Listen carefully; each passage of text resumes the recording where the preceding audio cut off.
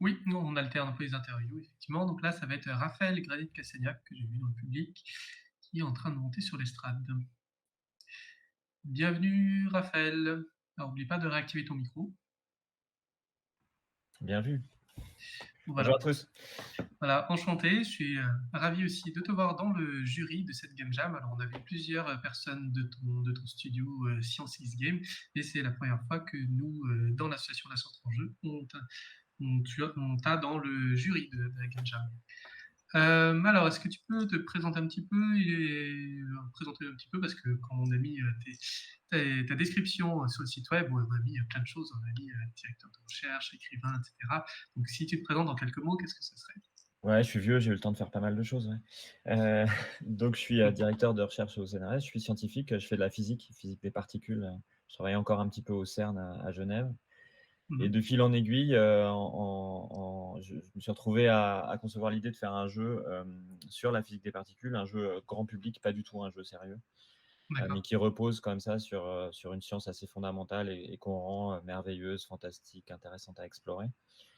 Et donc, on a commencé ça avec quelques collègues.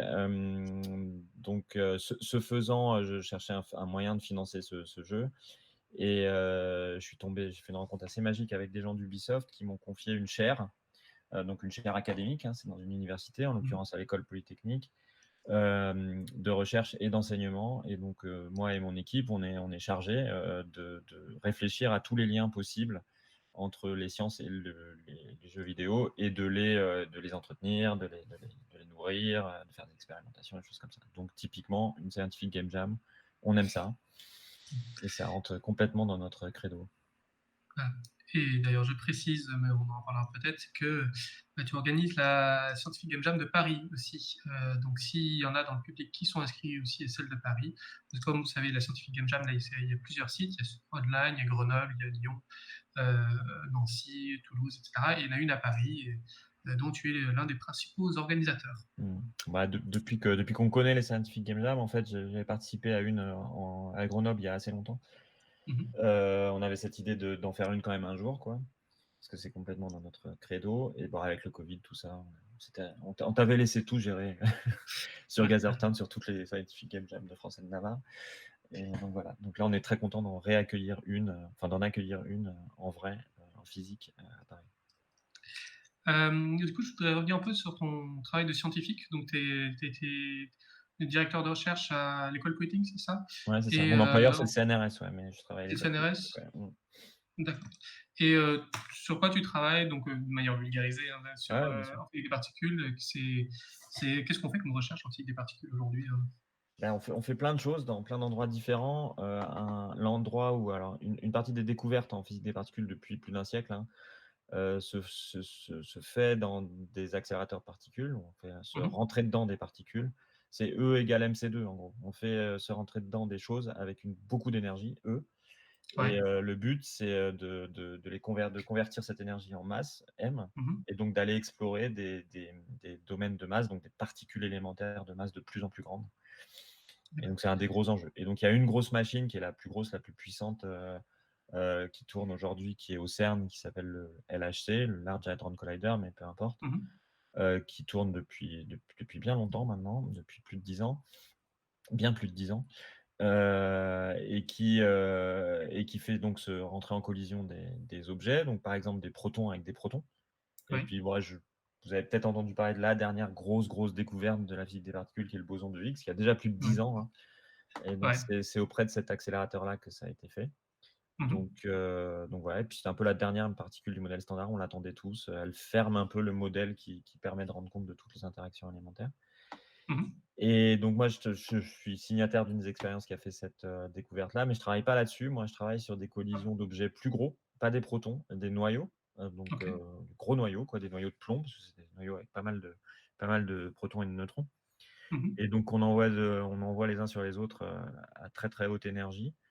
Donc ça crée une espèce de soupe, une petite gouttelette de quelque chose, pendant ce temps-là, et on étudie ce quelque chose. On étudie les propriétés de ce truc-là avec ce rêve un peu, enfin c'est pas un rêve, c'est une réalité, mais donc de recréer pendant un instant très, très, très, très bref, l'état dans lequel était l'univers au tout début, dans les premières microsecondes, D'accord. après le Big Bang. Donc moi, c'est Mais ça mon jeu de recherche, c'est ouais? on crée pas des nouvelles particules avec ça, Alors on là-dedans, crée des particules. tu vas pas créer des toutes nouvelles particules. Enfin, il y a des scénarios un peu exotiques dans lesquels ça pourrait arriver, mais on les a pas encore observés. Mmh mh. Et puis c'est un peu exotique. A priori, non, on crée pas de nouvelles particules. Par contre, on recrée toutes celles qui sont assez bien connues et leurs propriétés sont un petit peu modifiées, leur vitesse, leur densité, le nombre de particules qu'il y a sont un peu modifiés par le fait qu'il y en a plein. Donc elles ont interagi toutes les unes avec les autres. D'accord. Et donc c'est un peu ça qu'on étudie. Et il y a 2 hypothèses, hein. Il y a l'hypothèse où, à basse énergie, quand on fait ça, bah, les protons et les neutrons restent des protons et des neutrons. Mmh mh. Mais si on monte à très haute énergie, c'était une prédiction et puis qui est bien vérifiée, les protons et les neutrons fondent, vraiment comme de la glace, quoi. Et Ouais, on voit plus des protons et des neutrons, on voit ce qu'il y a à l'intérieur et qu'on voyait pas avant, qui sont des quarks et des gluons. Et donc l'état d'accord. de la matière, que qu'on étudie s'appelle le plasma de quarks et de gluons à cause de ça. OK. Alors je précise que là, les noms des équipes pour la Game Jam Online, ainsi que celle de Paris, ainsi que de Lyon, ça va être des noms de particules. Alors si vous voyez, l'équipe maison, par exemple, c'est pas une faute d'orthographe, maison, c'est vraiment le nom d'une particule, qui existe, que je connais pas personnellement, je suis pas physicien des particules, mais voilà. Ouais, donc si les jammers veulent en savoir un peu plus sur le nom de leur équipe, je peux les rencarder, ouais. Bon, j'avais sûrement autre chose à faire.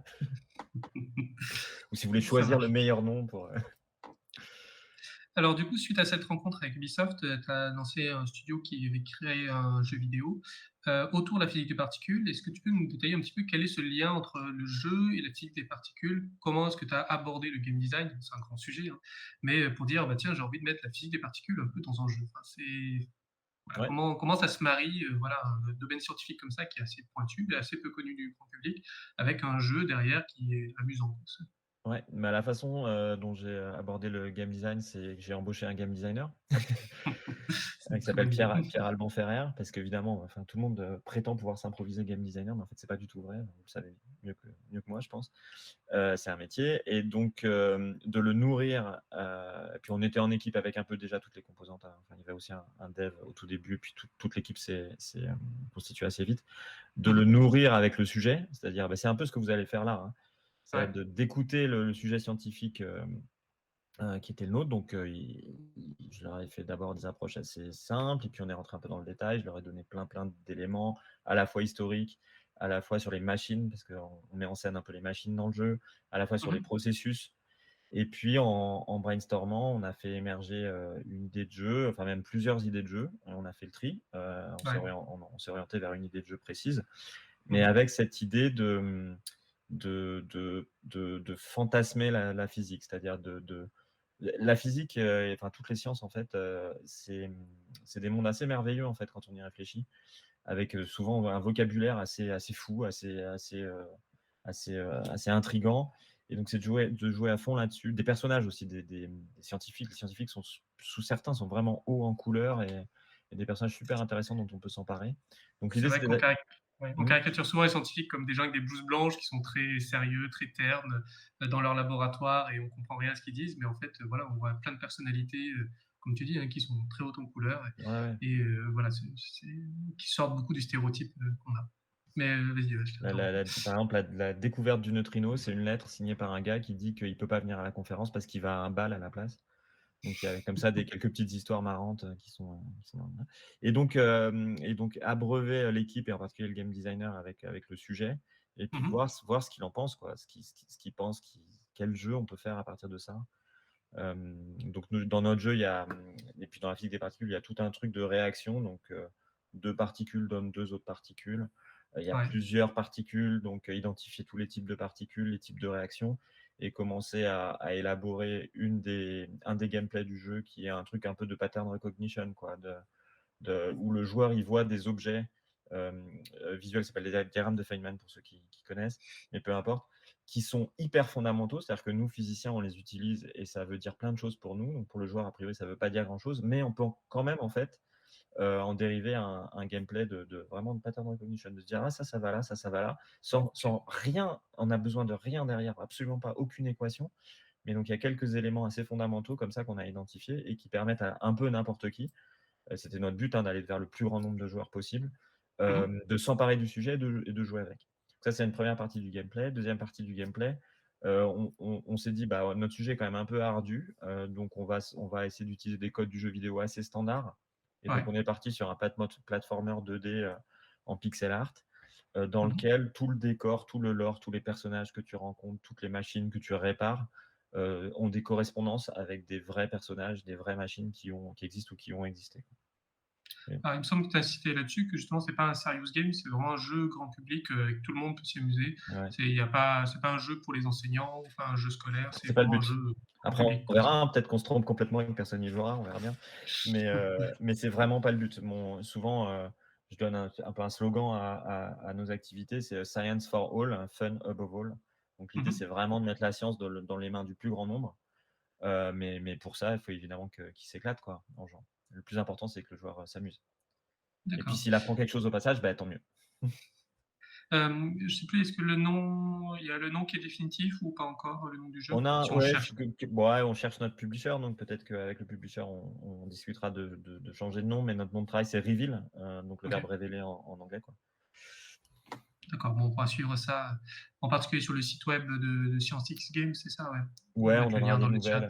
on donnera des nouvelles, pour l'instant, le dernier article de blog, c'est pour la Scientific Game Jam de dans 2-3 semaines, là, mais on donnera des nouvelles là-dessus, ouais. Ça marche. Une petite parenthèse sur, ton activité d'écrivain, tu as écrit, des livres aussi. Ouais, Est-ce que tu peux nous en parler? C'est de la science-fiction, si je ouais, me tout trompe à fait. pas? Donc la chaire, c'est un peu là où se rencontre, mon activité scientifique, professionnelle, on va dire, ce qui me fait gagner ma vie, quoi et Mmh puis il y mh. a un hobby que j'ai depuis longtemps qui est de raconter des histoires et j'ai commencé avec du jeu de rôle pas vidéo pour le coup, du jeu de rôle papier autour d'une table et Ouais. puis de fil en aiguille, j'ai écrit des nouvelles, des romans, puis même un peu quelques autres bricoles, des bouquins collectifs, très illustrés. Alors c'est pas moi qui fais les illustrations, hein et donc ouais, ce dont je suis là un peu le plus fier, c'est les romans parce que c'est un exercice un peu solitaire et long et puis Mmh. quand on arrive à le sortir, c'est quelque chose, quoi et donc j'ai Ouais. 3 romans qui sont sortis, ouais, qui s'appellent Thinking Eternity. Alors les noms sont en anglais, mais c'est écrit en français. Eternity Incorporated et Resilient Thinking, qui sont des bouquins d'anticipation qui parlent, ouais, du monde de demain, avec, pas mal de questions autour de l'IA, alors avant ChatGPT et tout ça. Mmh mh. Hem, de l'IA, du clonage, du modèle social aussi, du modèle de société, qu'on pourrait choisir un peu différent d'une autre, des choses comme ça. Et alors tu disais que ça, la jeunesse, c'était un peu les jeux de rôle que tu faisais? Tu étais MJ peut-être? Tu aimais bien raconter des histoires? Ou c'est un peu ça l'idée, enfin, Ouais, ouais, dans des pays un peu? bah, les premières histoires que j'ai racontées, c'est celles-là, en fait. C'est vraiment les Mmh. histoires que j'imaginais, que je proposais à mes joueurs et puis qu'on vivait et qu'on modifiait évidemment ensemble. Ouais. C'est le point de départ. Je j'écrivais pas du tout, pour écrire au départ, en fait. C'est vraiment un peu un concours de circonstances. Mmh mh. Dans un projet de jeu de rôle papier qu'on était en train d'écrire, le petit groupe là me charge de décrire une région et Ouais. puis je rentre, c'était Noël, je me souviens très bien, je rentre chez moi, je commence à écrire et je me dis: «Ouais, décrire une région, c'est chiant, quoi. Si tu fais que décrire la région, ça a pas beaucoup d'intérêt». Ouais. Et donc je me dis: «Bah, je rajoute une petite histoire, par-dessus, quoi» et donc j'écris ce truc-là, je rentre après Noël, on se revoit avec les copains là et puis un Mmh des mh. copains en question était romancier et c'était un moment où il y avait Ah! beaucoup OK. de romanciers de fantasy c'est Mathieu Gabory le romancier en Mmh mh. question. Mais il y avait, Fabrice Collin, Mathieu Gabory, David Calvo à l'époque, d'autres, qui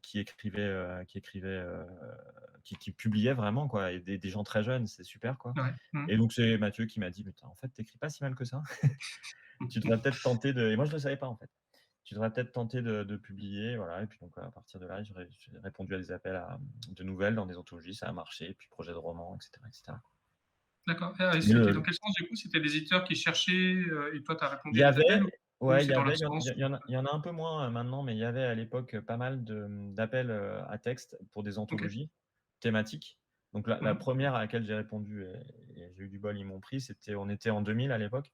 Ouais. Ils faisaient une série, Jour de l'an 1000, donc plutôt fantasy, Jour de l'an 2000, plutôt, fantastique, horreur Ouais. et Jour de l'an 3000, plutôt SF et donc j'ai répondu à Jour de l'an 1000 et puis c'est passé, quoi. Ils ont pris mon D'accord. texte, direct. Coup de bol un peu, hein, mais et puis voilà, 2e appel pareil et cetera et cetera.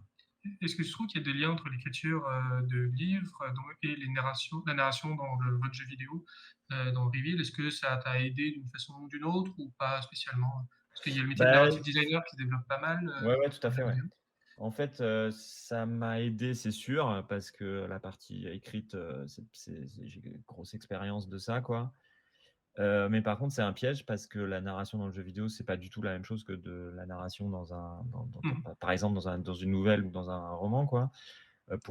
Pour plein de raisons. D'abord parce que, bah, dans un roman, tu tiens par la main ton joueur, lecteur, du début Mmh. jusqu'à la fin, tu en fais ce que tu veux. C'est linéaire, même s'il y a des petites expériences moins linéaires, mais c'est Ouais. essentiellement linéaire. Dans le jeu vidéo, tu sais pas dans quel ordre les gens vont découvrir les choses. Ça, c'est la première chose. Enfin, tu peux t'imaginer plein d'embranchements, mais Ouais. souvent, c'est pas linéaire. Enfin, il y en a aussi qui sont linéaires, mais dans la plupart des cas, c'est linéaire. C'est pas linéaire, pardon. Et dans notre cas, Mmh. c'est assez linéaire, mais pas à 100. Ça, c'est la première dimension. Et puis l'autre dimension que j'ai découverte et que alors que je joue depuis tout petit à des jeux vidéo, quoi, j'avais pas vraiment cette vision-là. C'est que la narration, elle passe par plein d'autres vecteurs que juste le texte, évidemment. Enfin, c'est une Ouais. évidence, hein, ce que je dis, surtout pour les gens qui font déjà ça. Et Mmh. donc, il y a toute la narration environnementale, il y a plein de choses, il y a plein de façons de passer de la narration, un univers, des actions, des personnages, dans le jeu Ouais. vidéo parce que c'est pas un média 3D, c'est un média 4D, 5D, 6D, je sais pas, il y a plein de dimensions, quoi. Et Il y a que la dimension du l'interaction. temps évidemment et puis de l'interaction, exactement. Donc c'est à la fois utile et à la fois un peu un piège. C'est un métier, quoi, ça s'apprend, je pense, Ouais, ça d'être se narrative un designer de écrivain jeux peut vidéo. pas, voilà, peut pas se dire, juste narrative designer directement avec les mêmes Non, méthodes, quoi. il peut, mais il doit se remettre, drôlement en question, quoi. Mmh. Et surtout pas D'accord, penser que ça va être simple. ça Et puis, marche. l'autre paramètre, c'est la brièveté, évidemment. C'est que le le, mmh, le lecteur est en général assez captif, il va tout lire. Le joueur de jeux vidéo va souvent pas tout lire de ce qu'on lui propose. Donc, il faut Mmh être mh. super bref. Enfin, il faut bien réfléchir à cette dimension-là qu'on va pas être lu, en fait. Donc il va falloir passer des informations, bah, par d'autres moyens ou en diagonale, où il faut que les mots clés soient, chopables rapidement, hiérarchiser l'information, beaucoup plus que dans un média, plus traditionnel, quoi. Plus captif, Très quoi. bien.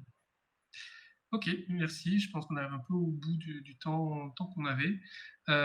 Donc bon, je suis ravi encore une fois que tu, fais partie du jury de cette édition. On va Yes. aussi pouvoir te retrouver, comme je disais, pour celles et ceux qui participent à la Scientific Game Jam de Paris, donc du 31 mars au 2 avril, à la Tour Montparnasse de Paris. On va ouvrir des places supplémentaires, je crois, Ouais, dans très prochainement. on va prendre une équipe de plus, ouais. Mmh. Voilà, donc si vous vouliez participer, que s'il y avait plus de place dans le poste que vous vouliez, ben, essayez de réouvrir, de re-regarder dans les jours qui viennent où il va y avoir pas beaucoup de place, mais quelques places de plus. Hem, voilà, un petit Ouais. mot pour finir? Oui, Il reste déjà des places, pour sound design et graphic design, hein, et graphiste, voilà, quoi. et un petit conseil aux jammers, avant de démarrer? Rapidement, hein. Ouais, ouais, bien sûr, discutez bien avec votre scientifique et bastonnez-le un petit peu.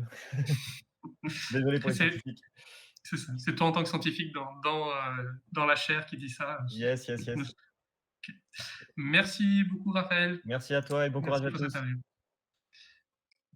Et on va passer, du coup, à la personne suivante. Je